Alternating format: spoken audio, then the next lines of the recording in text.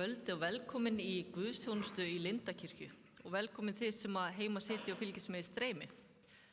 Það að sjálfsögðu kór Lindakirkju sem að leiðir sönginn í kvöld og Óskar Einarsson stjórnar og þið takið svo endilega undir þegar textarnir koma hérna upp á skjáinn. Vers vikunar úr Jesaja og hljóðar svo: Brákaðan reyrinn brýtur hann ekki sundur og dabran hörkveik slekkur hann ekki. En þema dagsins frelsið í Kristi. Og við skulum hefja stundina á því að signa okkur og biðja saman upphafsbæn. Segjum nafn Guðs Föður, Sonar og Heilags Anda. Amen. Ekki upphafsbæn? Þá bara biðjum við saman: vertu Guð Faðir.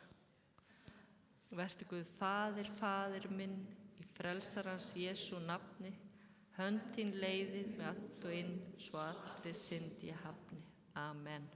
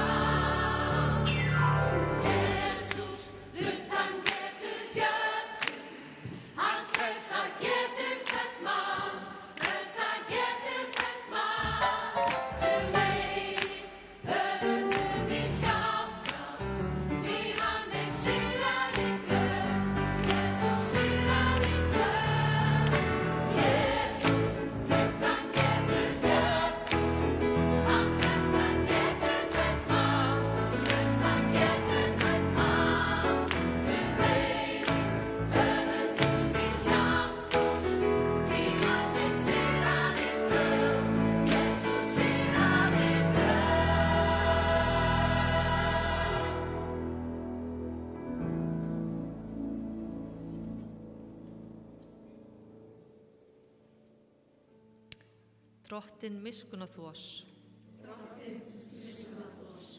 Kristur miskunnað þvós. Drottinn miskunnað þvós. Þökkum Drotti og vegsum hann, og þið með rísa fætur sem að treysta ykkur til. Syngjum dýrðarsönginn.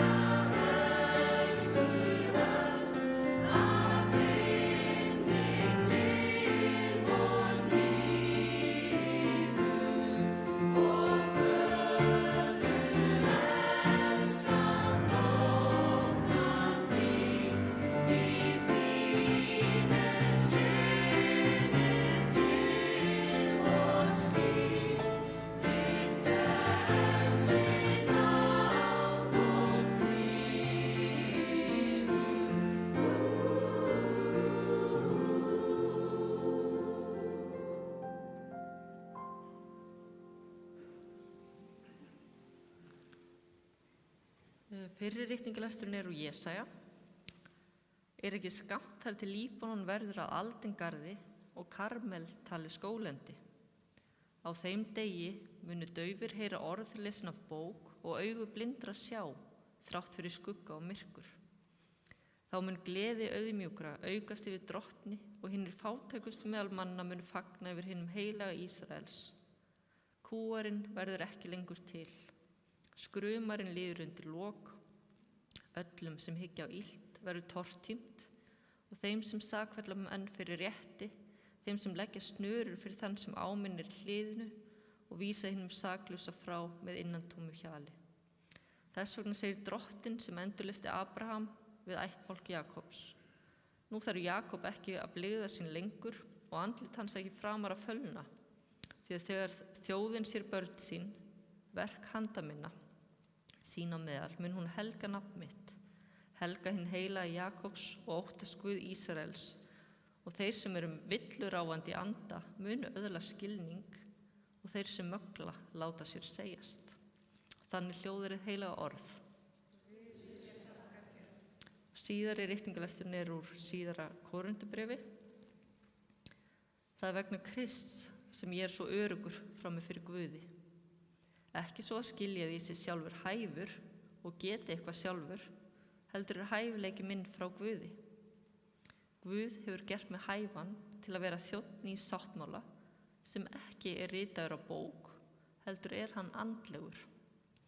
Því að bókstafurinn deyðir en andinn lífgar. Lögmáli var skráð með bókstöfum og höggvið á steina. Þó að þeir sem þjónuðu því dæju var dýrð þess slík að Ísraelsmenn gátu ekki hort framan í Móse vegna ljómans af ásýnd hans, sem þó varð að engu. Hversu dýrlegri mun þá svo þjónusta vera sem framfer í anda? Ef þjónustan sem sakfellir var dýrleg, þá þjónustan sem réttlætir ennþá auðugri að dýrð. Og þannig hljóðar hið heilaga orð. Þá syngjum við saman Drottinn minn hirðir.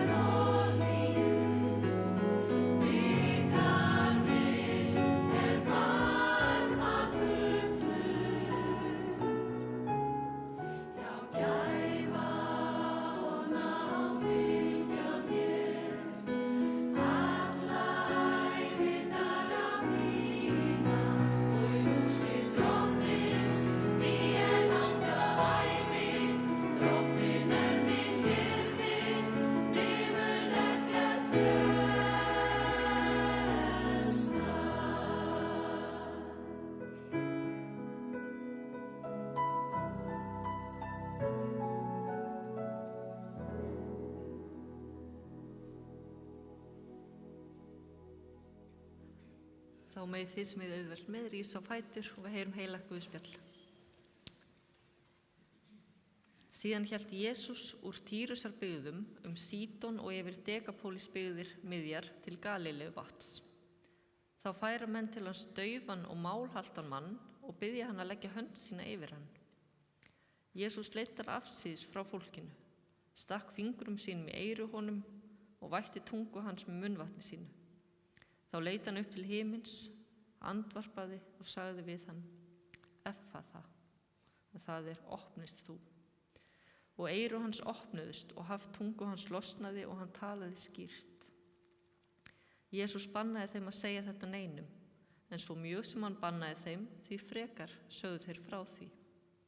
Menn undruðust mjög og sögðu, allt gerir hann vel, daufa lætur hann heyra og mállausa mæla. Þannig hljóðar hið heilaga guðspjall. Og við stöndum áfram og játum saman trúna. Ég trúi á Guð, Föður almáttugan, skapara himins og jarðar. Ég trúi á Jesú Krist, hans einkason, drottinn vorn, sem getinn af heilugum anda, fæddur á Maríu mey, píndur á dögum Pontíusar Pílatusar, krossfestur, dáinn og grafinn. Steig niður til heljar, reisa þriðja degi aftur upp frá dauðum, steig upp til himna, situr við hægri hönd Guðs Föður almáttugs og mun þaðan koma að dæma lifendur og dauða. Ég trúi á heilagan anda, heilaga almenna kirkju, samfélag heilagra, fyrirgefningu syndana, upprisum mannsins og eilíft líf. Amen. Þið með okkur sæti.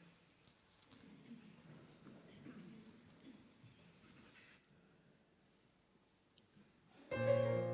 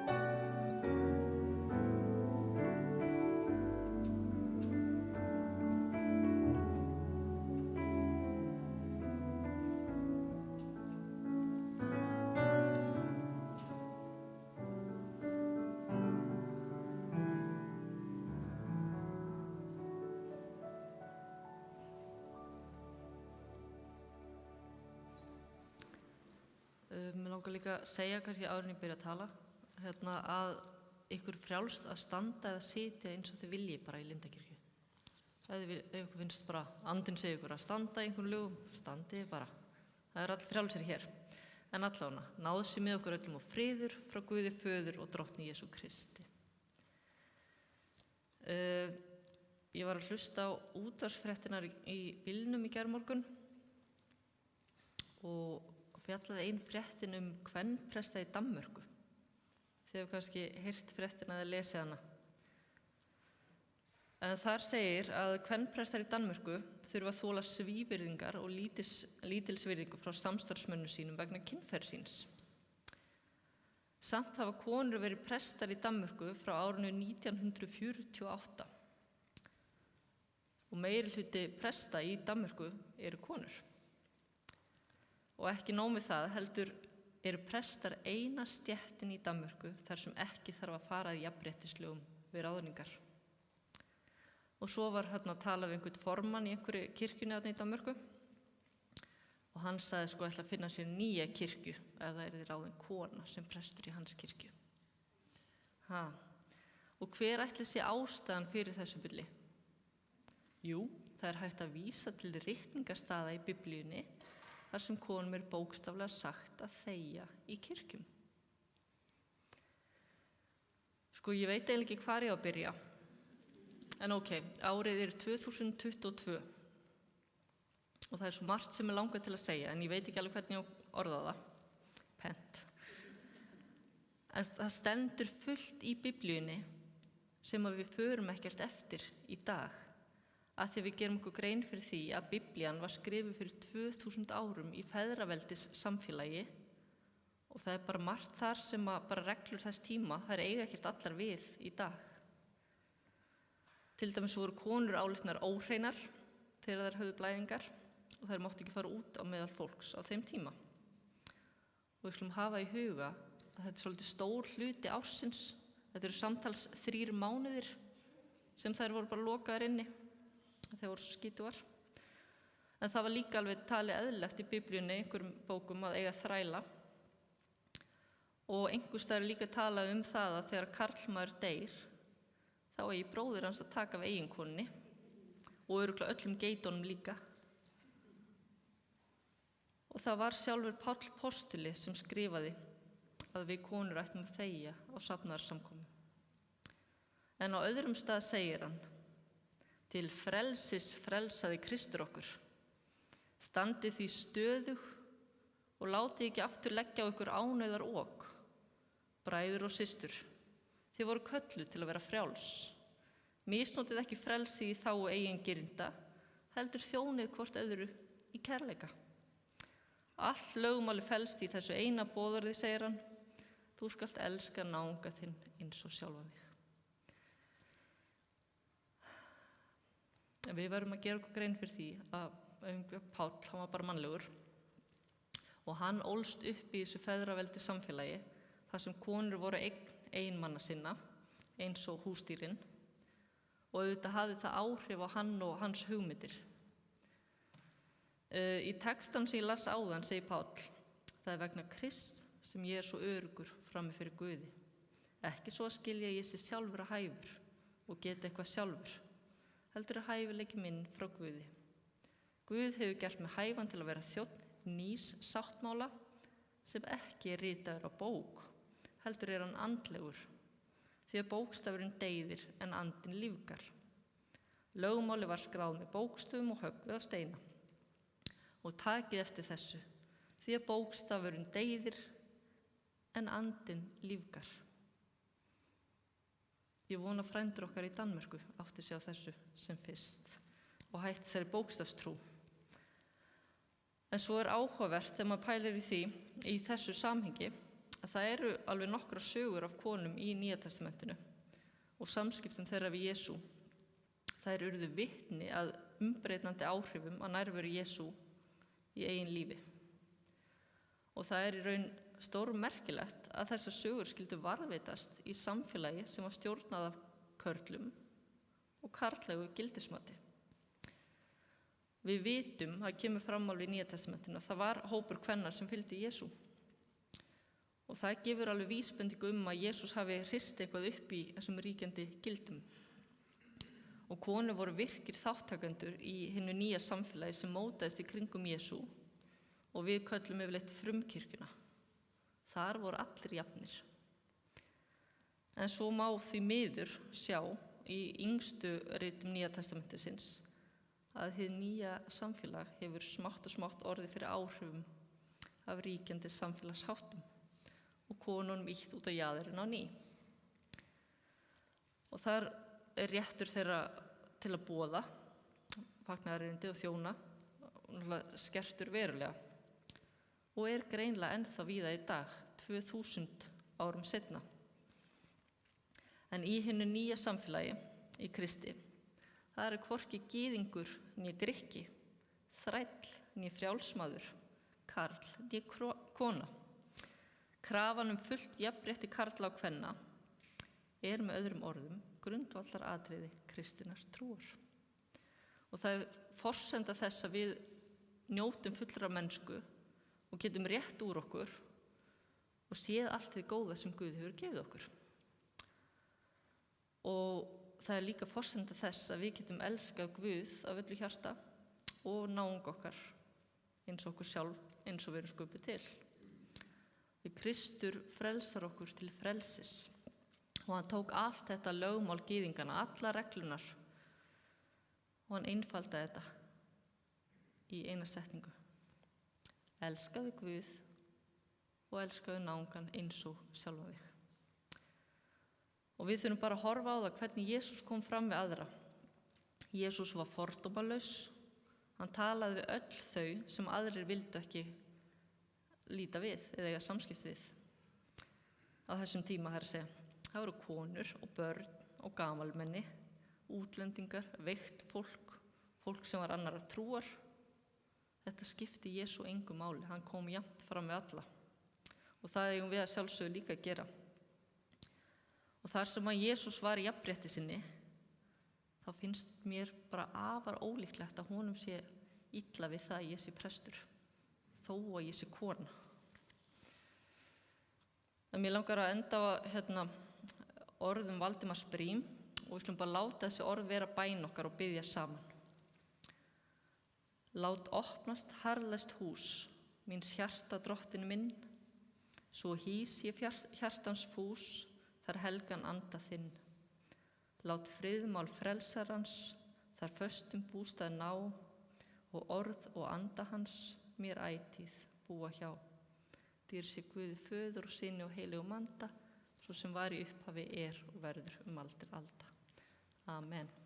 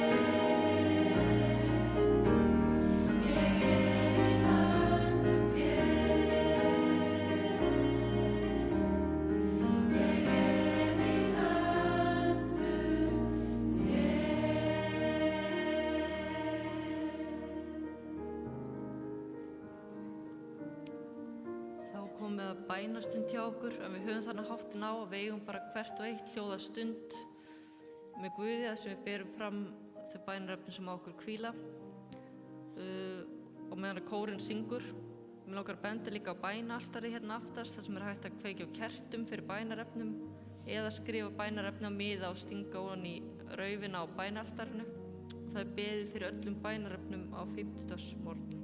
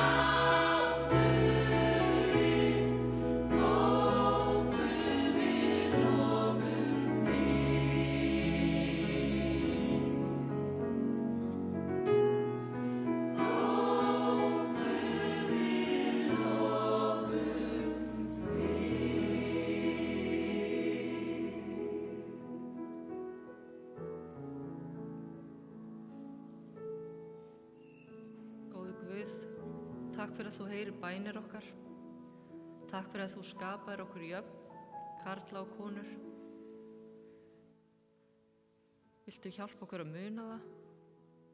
Viltu opna augu okkar fyrir hæfileikunum sem þú hefur gefið okkur? Og viltu sýna okkur hvernig við getum sem best þjóna þér með því að vera fólkinu í kringum okkur til blessunar og þér til dýrðardrottinn. Við byggjum líka fyrir öllum bænarefnum sem hafa borist Lindakirkju. Við byggjum fyrir þeim sem glíma við sjúkdóma, fjárhagsáhyggjur, einsemd og hvað eina. Þú þekkir þessa bænir, Drottinn, þú þekkir okkur.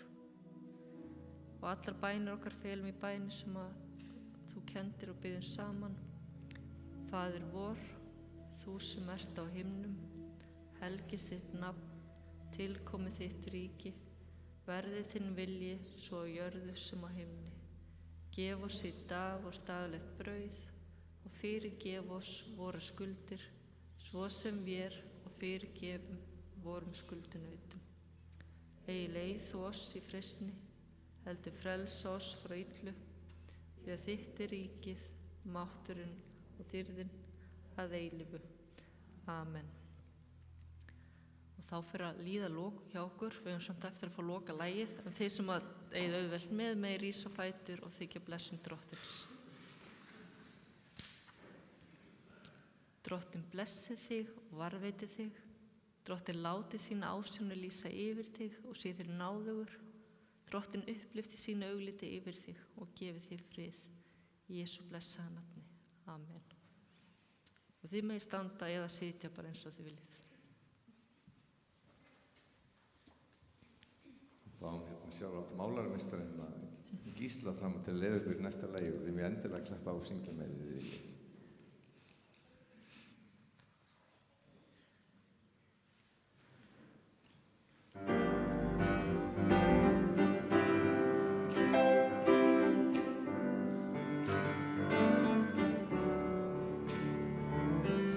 Sometimes in our lives we all have pain, we all have sorrow, but if we are wise, we know that there's always tomorrow.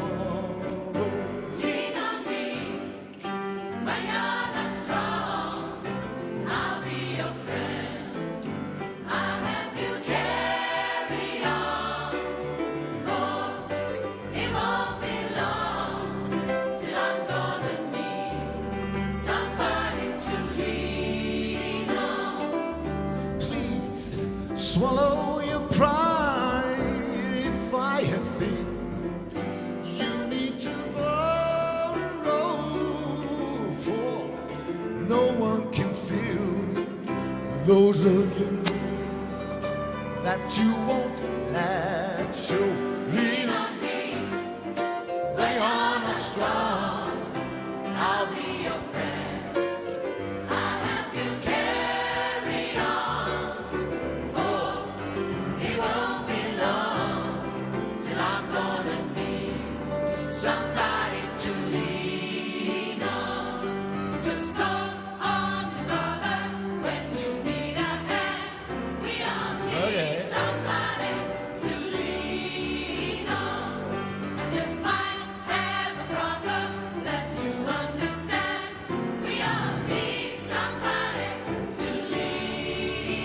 Lean on me. When you're not strong, I'll be your friend. I'll help you carry on, for it won't be long till I'm gonna need somebody to lean on. Lean on me. When you're not strong, I'll be your friend. I'll help you carry on, for it won't be long till I'm gonna need somebody to lean on.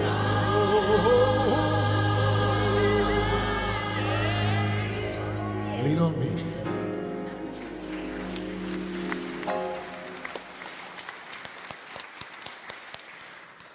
Glæsilegt, takk fyrir. Þá þakka ég bara fyrir kvöldið og segi, förum í friði og þjónum Drottni með gleði. Já, ég